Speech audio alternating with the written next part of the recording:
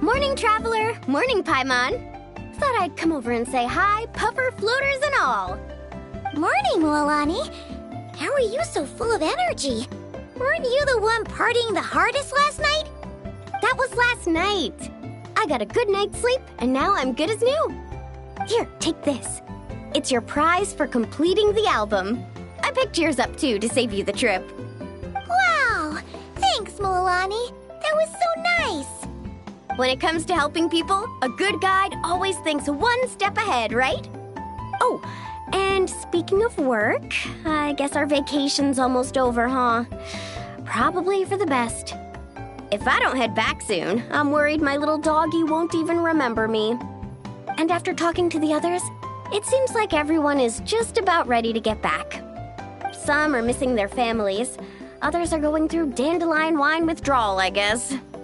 Even Chaska seems to be feeling it. Not that she'd ever admit it, but I have noticed her gazing back towards the Flower Feather clan at night. But summer's not over yet, so I say, we squeeze a few more unforgettable moments into the time we've got left. Like another group photo.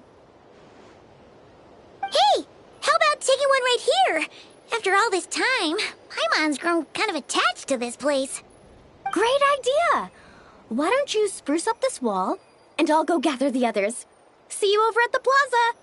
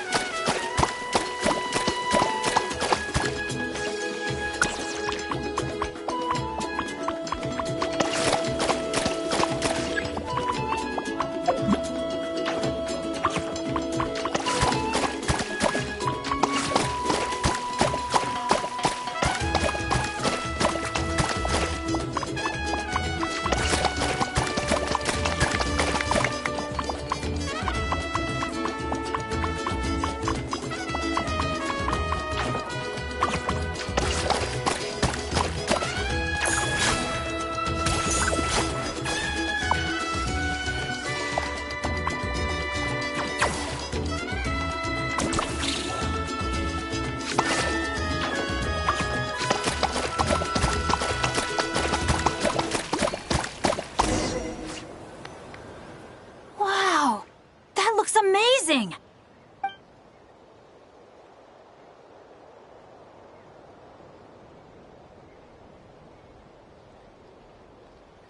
Guys, over here! We're gonna take a picture together! Oh, not bad, not bad.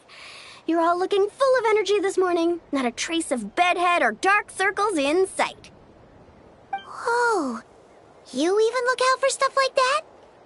Well, what kind of guide would I be if I didn't pay attention to the details? Yeah, and what kind of bard would I be if I didn't appreciate a good drink? What's that got to do with anything? Somehow, though, I know exactly what he means. Do you really think that? Or are you just playing along to keep Tone Deaf Bard happy, too? I see no harm in a bit of nonsense. Here, put on this Asha headband. It's a souvenir from the rest of us.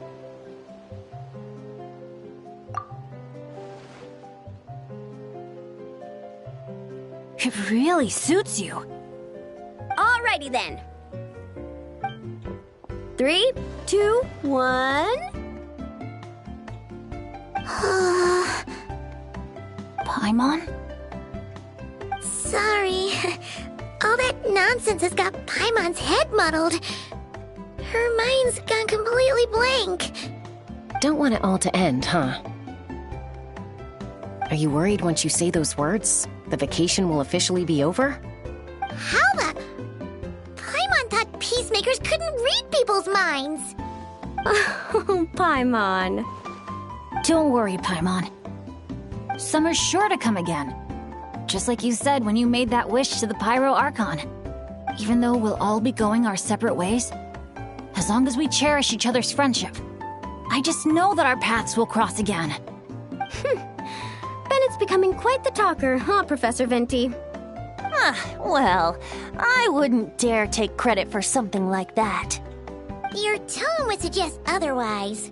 Come on! Paimon was just starting to feel inspired! Why don't we just give it another try? Yeah, let's do it all together this time. Huh. What should we shout? Sounds good! 3, 2, 1. Lucky Star! So, what are your plans for the future, Bennett? If you're having trouble deciding, you can always park it in the People of the Springs for a bit. Or however long you want, really. Thanks for the kind offer, Mualani. I actually went to see the Pyro Archon to tell her how grateful I am for everything she's done for me. She told me that the domain we entered was an abyssal simulation of the Mare Javari. It was extremely unstable, and now it's completely gone. Later, when we got on to talking about my future, she said I was more than welcome to stay here in Natlan, but also that she would respect my decision, whatever it turned out to be. And after thinking it over, long and hard, I've decided to return to Mondstadt. You miss your dads, don't you? That's definitely part of it. I promised to tell them everything that happened on this adventure, and I can't go back on my word. But also, when I said goodbye to my mom and dad, I promised them I'd become the most legendary adventurer in all of Teyvat someday. And no adventurer should stay in one place for too long. Bennett. What if your luck starts going downhill again the moment you leave Natlan? It's fine. The warmth and kindness I've experienced on this adventure is enough to get me through all the challenges that lie ahead. As I attempt to shape my own fate, I want to take that same kindness and pass it forward. That's something I've always believed in. Hear, hear! To our leader! To our leader, Bennett. Cheers!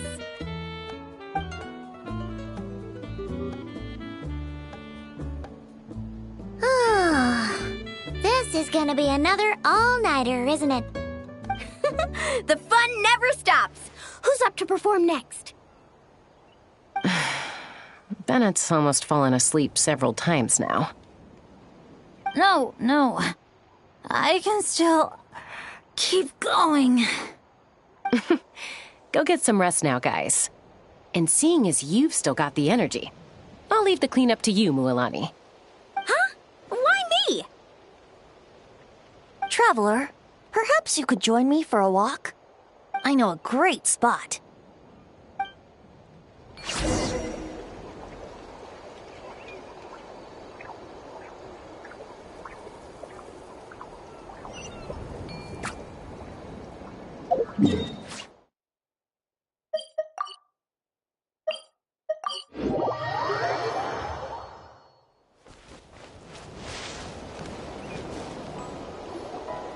You might be tone deaf, but you sure know how to sniff out a good view.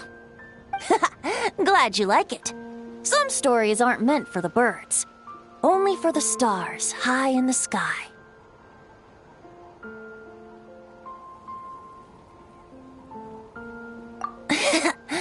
More like like a story that begins with time itself. Long, long ago, time began to write the story of this world.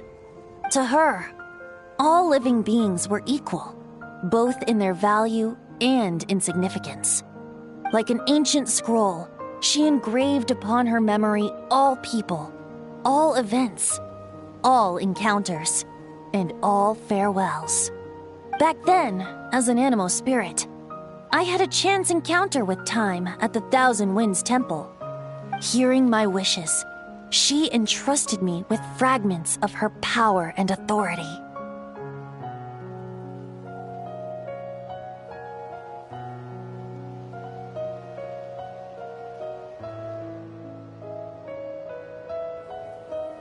Sounds like you've heard the story of Time in the Wind before. Charming, isn't it? Through the memories engraved in rituals, poems, ruins, and ancient texts, the same beings she considered so insignificant have met her, time and time again. So, this is the story you wanted to share? More like the prologue. The corruption of the Mare Javari is tied to time itself. To put it another way, it is a calamity present in every moment that will ever be. Unlike time herself, I have always cherished many wishes in my heart. 500 years ago, to prevent the corruption of the Mare Javari from spreading beyond Tenochtitlan, I blew it off the timeline, turning it into the Windless Land. Oops, seems like I may have confused you. If you're asking about how the Mare Javari disappeared from Tenochtitlan 2 or 3 decades ago, there may be someone else better suited to tell that story. The Mare Javari has been the bearer of too many stories that weren't meant to be its own. I merely played a part in one of its chapters. And the choice I made 500 years ago came with a price. Some souls were unable to return to Mondstadt as a result, while others stayed to settle in this land, merging with the Monitu to become the Asha we see today. So the reason you're here in Tenochtitlan is because... Correct. I'm here to collaborate with the current Pyro Archon, Mawika.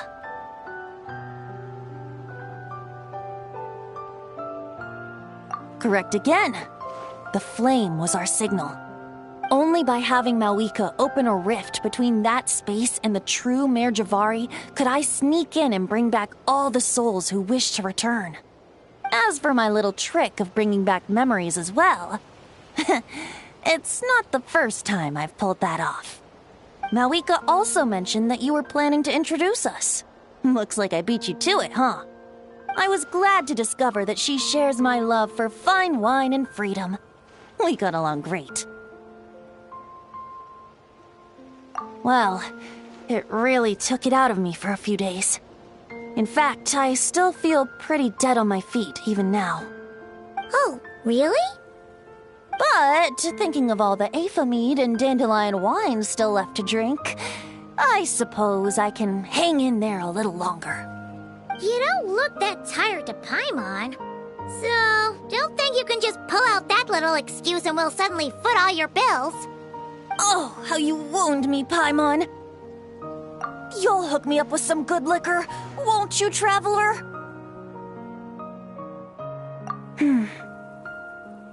I suppose... to protect Mondstadt, and that everyone who wishes to stay there has the freedom to choose their own path.